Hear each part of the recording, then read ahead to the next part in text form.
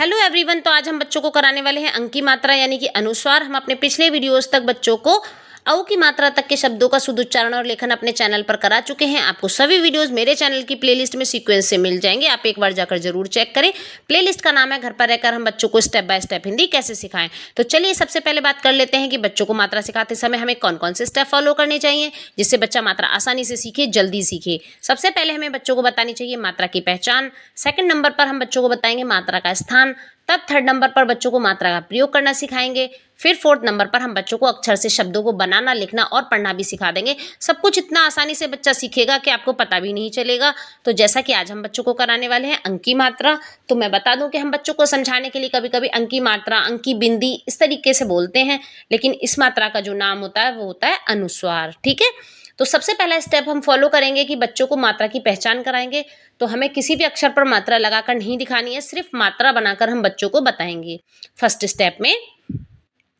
Second step में हम बच्चों को मात्रा का स्थान बताएंगे। तो बताएंगे कि वह व्यंजन के किस ओर आएगी।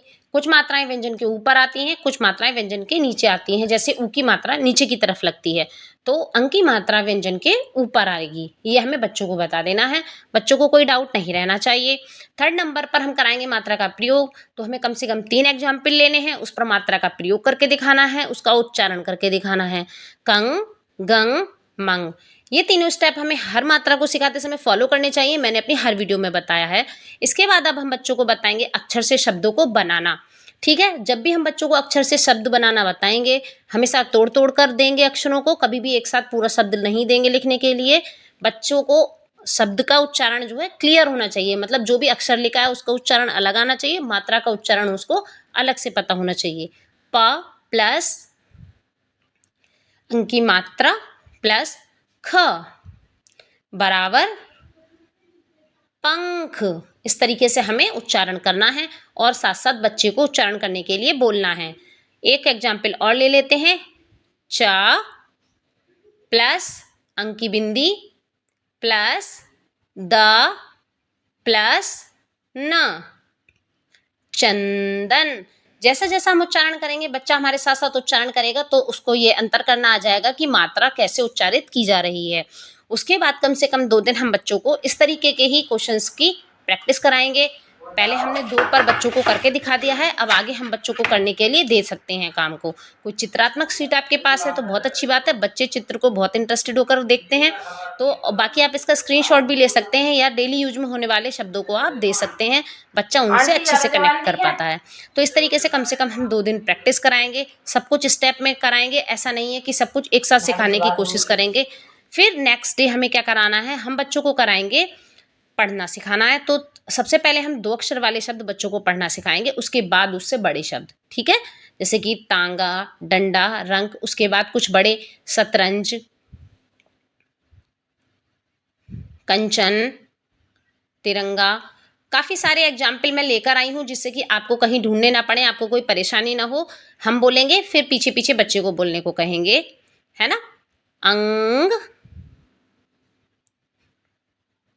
अंग, फंदा, ढंग, डंडा, गेंद, गंगा, लंका, रंक, रंज, डंक, अंधा, संत, भंग, रंग, संग, तंग, चंदा, तांगा, चंगा, अंगूर, जंजीर, कंचन, तिरंगा, संतान, लंगूर, मंजन, मंडप, अंकुर। इसके बाद कुछ बड़े शब्द, पच रंगा, ठीक है, शिव गंगा, शतरंज, पंचायत, पगडंडी, चुकंदर, छछुंदर, कलंदर, सिकंदर, समुंदर।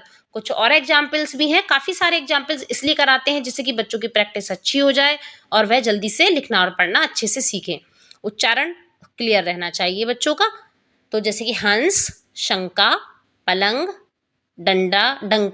पंखा, कंचन, संतान, लंगूर, मंजन, मंडप, जंजीर, संगम, मंदिर, बंदर, पंडित, आनंद, मंगत, घंटाघर, चुकंदर, भयंकर, गंगाजल, मंगलवार, आनंदमय।